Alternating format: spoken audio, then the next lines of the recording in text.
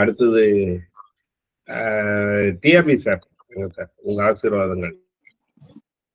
கோடீஸ்வர காலை வணக்கம். மாற்றம் முன்னேற்றம் வாழ்த்துக்கள். ரொம்ப சந்தோஷம். இன்னைக்கு மௌனத்தில் விளையாடும் மனசாட்சியே அந்த பாட்டு தான் ஞாபகம் வருது. ஆயிரம் நினைவாகி ஆனந்த கனவாகி காரியம் தவறானால் கண்களில் நீராகி வரும். ரகசிய சுரங்கம் நீ நாடக அரங்கம், அதுல ஊமையின் பரிபாஷை கண்களில் வடிப்பாய். அந்த லிரிக்ஸ் எல்லாம் எனக்கு வந்து இந்த சைலன்ஸ்னு மேடம் சொன்ன மாதிரி என்ன அது நம்மள பேச வைக்குதா? லேடிஸ்க்கு மட்டும் வாயாடின்னு பேர் கொடுக்குறாங்க, ஆம்பளை எல்லாம் பேசுனா ஒன்னும் வாயாடான்னு சொல்றது இல்ல, பேச்சாளர்ன்றாங்க. அது என்னது அதுன்னு யோசிக்க தோணுது. அந்த சைலன்ஸுங்கிறது எனக்கு வந்து நான் வந்து ஆர்ட் ஆஃப் லிவிங் போனேன்.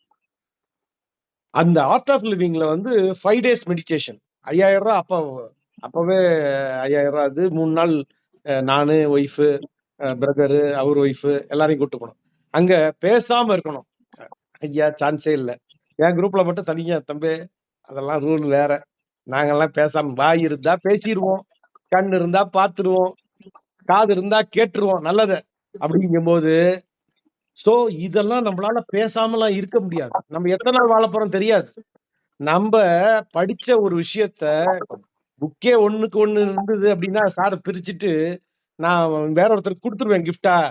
எனக்கு கிஃப்டா வந்ததுதான். ஆனா 1+1 இருந்ததுன்னா I will not keep it. அது வந்து எங்க போகணுங்கிற கிளாரிட்டியை வந்து அது மாதிரி அந்த சைலன்ஸ் எல்லாம் இருக்க முடியாது.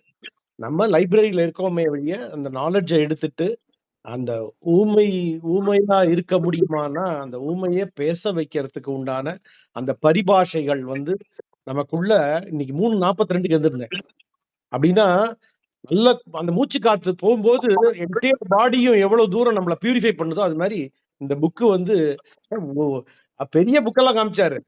ஆனா அந்த ஒரே ஒரு டாட் மாதிரி ஒரு புக்கை காமிச்சு இது புக்குனையோ என்னப்பா புள்ளி மாதிரி இருக்கு, அதை எங்கப்பா பெரட்டுறது, எப்படிப்பா படிக்கிறது, ஒன்றும் புரியலப்பா, அதுல என்னத்தான் இருக்குப்பா அப்படிங்கிறது தான் கேட்கணும்னு தோணுச்சு. தெய்வமே, அதாவது இப்படிலாம் ஒருத்தர் யோசிக்கிறார் பாரு. படிக்க முடியாத ஒரு புக்கை எழுதி அதை படிக்க முடியாத படிக்க வச்சு அதை படிக்கிறதுக்கு பிடிச்சா படிச்சுக்கீங்க அப்படின்னு ஒரு தெய்வம் வந்து இங்க வந்து சொல்றாரு. அப்படின்னா அந்த அவர் சொல்லுவார் 2 புக்கு சொன்னீங்களே ஃபாதர் வந்து டயத்தில் வந்து எனக்கு 2 புக்கு கிடைச்சது அப்படின்னு. தர்ம சாஸ்திரம்னு, அந்த தர்மம் வந்து பிசினஸா இருக்கட்டும் whatever நம்மளோட ஆக்டிவிட்டியில தொழில் தர்மம்னு ஒண்ணு இருக்கு, பேச்சு தர்மம்னு இருக்கு, செயல் தர்மம்னு இருக்கு. அந்த தர்மங்கள் எல்லாம் நம்ம நிறைய தெரிஞ்சுக்க வேண்டியது இருக்கு.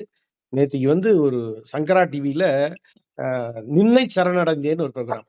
அந்த ப்ரோக்ராம்ல முடிஞ்சதுன்னா சண்டே அன்னைக்கு பாருங்க. சண்டேல 9 o'clock 8:30 to 9:30 வரும் அந்த 1/2 hour ப்ரோக்ராம்.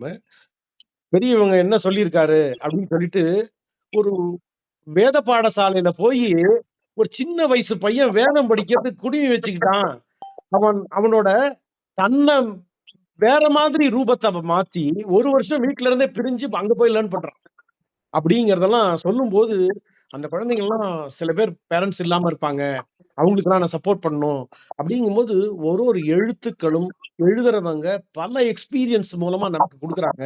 அது வார்த்தைகள் அல்ல, வாழ்க்கைகள். ரொம்ப சந்தோஷம். நிறைய விஷயத்த உணர வச்சிருக்கீங்க தெய்வமே. கவிதா மேடம் எக்ஸ்பிரஸ் பண்ண மாதிரி நிறைய பேசாம இருக்க முடியல சார் அப்படிங்கிற மாதிரி. இது வந்து ஒரு புனித பயணம் தான். ஒரு நாளும் நாம் இன்று புதிதாய் பிறந்தோம் தான், புதிதாய் வாழ்வோம். நன்றி, வாழ்த்துக்கள். நன்றி சார்.